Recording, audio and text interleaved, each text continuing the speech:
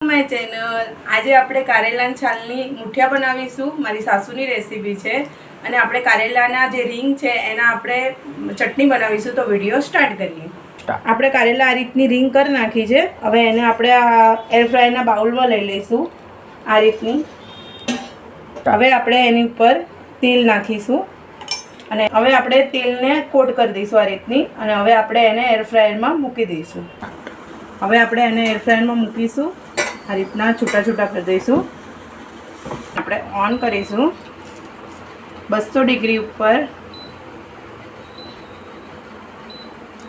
હવે આપણે એને 200 ડિગ્રી ઉપર 15 મિનિટ મૂકીશું। આપણે એને કડક ના થાય ને ત્યાં સુધી કરવાના છે, એકદમ ક્રિસ્પી થઈ જાય ને ત્યાં સુધી।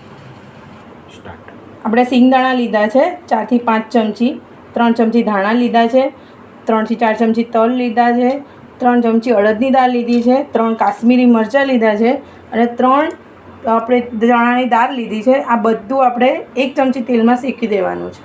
હવે આપણે 1 ચમચી જેટલું તેલ લઈશું, આટલું। એની અંદર આપણે પહેલાં સિંગદાણા નાખીશું અને સૂકા મરચાંના ડંઠલ કાઢી નાખવાના છે, 3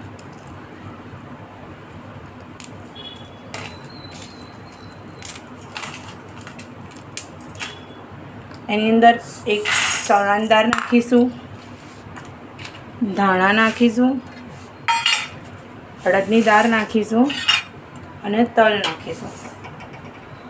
આ બધાને 10 થી કડક ના થાય ત્યાં સુધી શેકવાનું છે। આપણી શેકાઈ ગયું છે। હવે એને ઠંડુ થવા દઈશું, પછી મિક્સરમાં ગ્રાઇન્ડ કરીશું। આપણે આપણી આ રીતની કડક થઈ ગઈ છે, જુઓ આ રીતની। હવે એને ગ્રાઇન્ડરમાં લઈ લઈશું। હવે આપણે એને મિક્સર જારમાં લઈ લઈશું।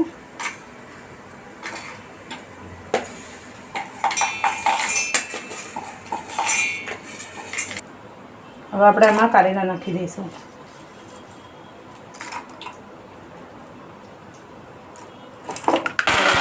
ચાલુ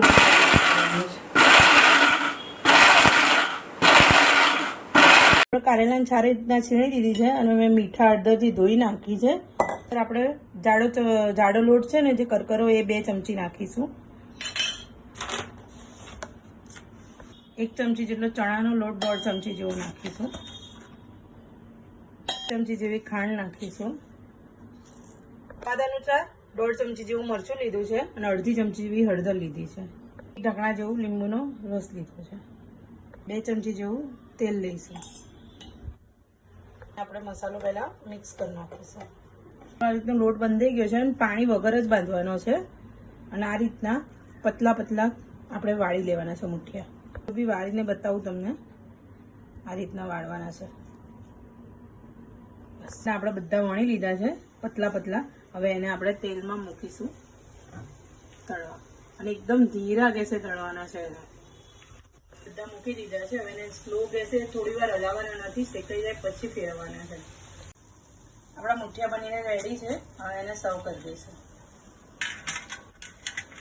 આટલી હિંગ લઈશું, સ્વાદ અનુસાર મીઠું લઈશું,